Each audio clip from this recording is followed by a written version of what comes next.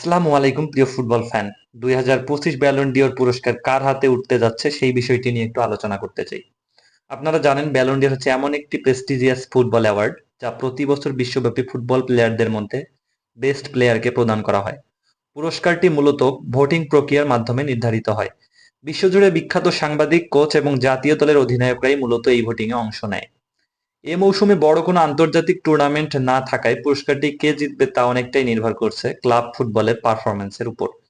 ইতোমধ্যে চ্যাম্পিয়ন্স লিগের দুটি ফাইনালিস্ট নির্ধারিত হয়ে গেছে।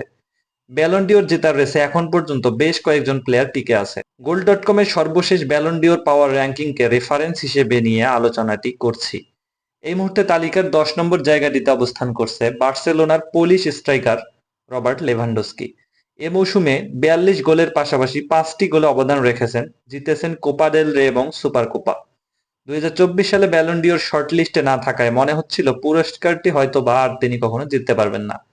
তবে পুরনো কোচ হ্যান্সি ফ্লিকের অধীনে 36 বছর বয়সে এসেও দুর্দান্ত পারফরমেন্স করে চলেছেন এই স্ট্রাইকার। তিনি এখনো বার্সার অন্যতম কার্যকর প্লেয়ার। তবে চ্যাম্পিয়ন্স লিগের সেমিফাইনালে হ্যামস্ট্রিং ইনজুরিতে পড়ে ব্যালন রেসে অনেকটাই পিছিয়ে পড়েছেন এই তারকা।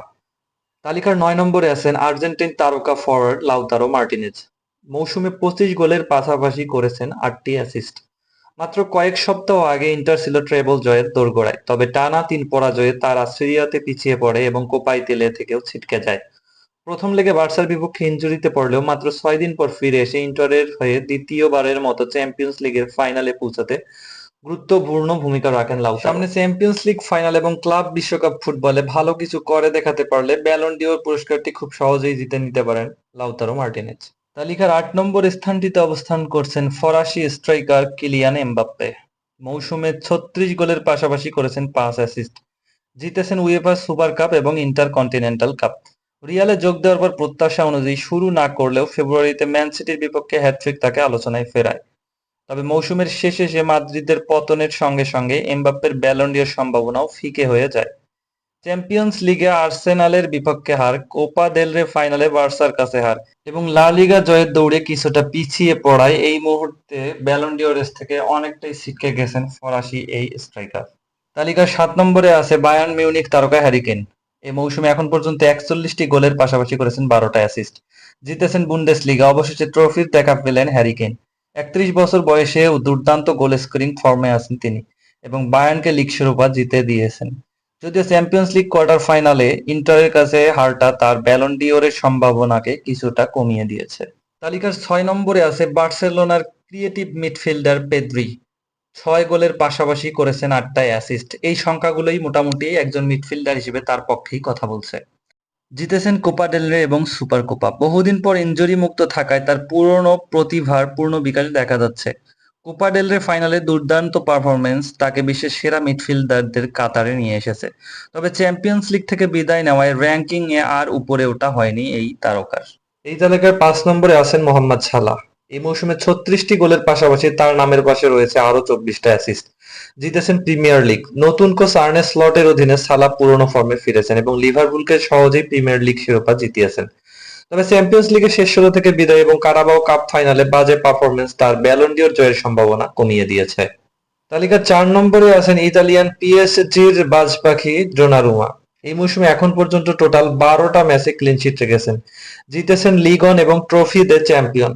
যদিও 62 বছর ধরে কোনো গোলরক্ষক ব্যালন ডিওর জেতেননি, তবে ডোনারুমা 2025-এ সেই ঐতিহাসিক পথেই হাঁটছেন। লিভারপুল, অ্যাস্টন ভিলা এবং আর্সেনালের বিপক্ষে দুর্দান্ত পারফরমেন্স তাকে তালিকার উপরের দিকে নিয়ে এসেছে। তালিকার 3 নম্বরে আছেন ব্রাজিলিয়ান তারকা রাফিনিয়া। এই মৌসুমে দুর্দান্ত খেলে চলেছেন এখন পর্যন্ত। এই মৌসুমে এখন পর্যন্ত 37 গোলের পাশাপাশি করেছেন 25টা অ্যাসিস্ট।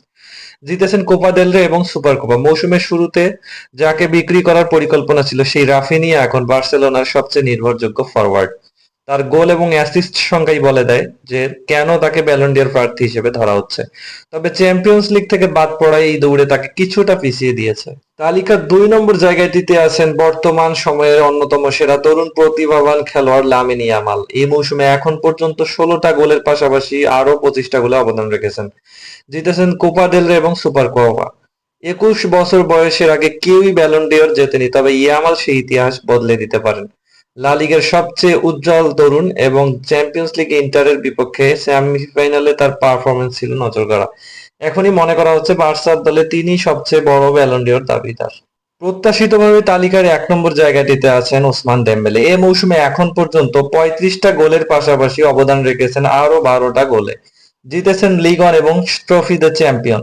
ডেমবেলেকে নিয়ে বহু বছর ধরে হতাশা থাকলেও এবার যেন তার প্রকৃত রূপ দেখা যাচ্ছে। পিএসজিতে দ্বিতীয় মৌসুমে এসে তিনি দুর্দান্ত ছন্দে আছেন। চ্যাম্পিয়ন্স লিগে লিভারপুল, অ্যাস্টন ভিলা এবং আর্সেনালের বিপক্ষে গুরুত্বপূর্ণ গোল করে তিনি দলের ইউরোপীয় সাফল্যে বড় অবদান রেখেছেন।